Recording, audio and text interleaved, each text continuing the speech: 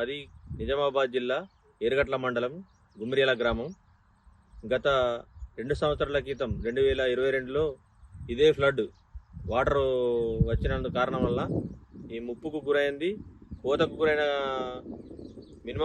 గురైన ఎకరాలు 150 ఎకరాలు అవుతుంది. అలాగే ముప్పుకు గురైనవి 200 ఎకరాలు అవుతుంది 2002వ సంవత్సరంలో.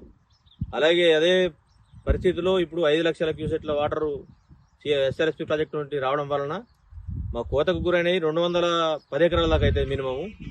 ఆ పోయిన సంవత్సరం కంటే ఈ సంవత్సరం 2 సంవత్సరాల కంటే ఈ సంవత్సరం చాలా ఎక్కువనే నష్టపోయినాం. అలాగే ముప్పుకు గురైనవి మినిమం 310 ఎకరాల నుంచి 400 ఎకరాల వరకు కావచ్చు ముప్పుకు గురైనవి.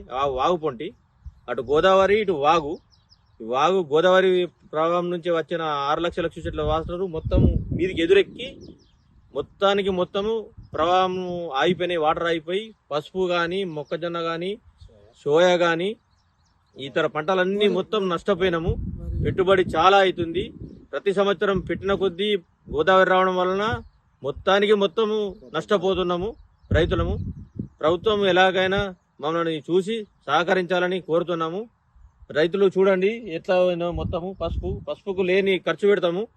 అలాగే ఎంతో పెండలు పోసి అన్ని పోసి చేసి మొత్తము గోదావరి లీల పాలవుతున్నది. మమ్మల్ని కొంచెం అంత ఆచి ప్రభుత్వము మమ్మల్ని కరికరించి మాకు నష్టపరిహారము చేకూర్చాలని కోరుచున్నాము.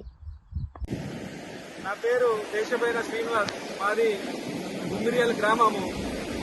నేను ఒక రైతుని.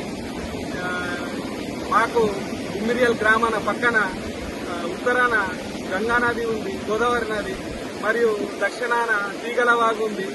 దాదాపుగా మాకు గోదావరి నది ద్వారా 5 నుంచి 6 లక్షల క్యూసిక్ల నీరు పోచంపట్టు నుంచి వదలడం వల్ల మరియు తీగల వాగు వల్ల 1 లక్ష క్యూసిక్ల నీరు తీగల వాగుల వల్ల వచ్చే వల్ల మరియు మక్క పంట కానీ సోయ పంట మరియు పసు పంట వరి పంట ఇవన్నీ నీటముని కోతకు గురవుతున్నాయి.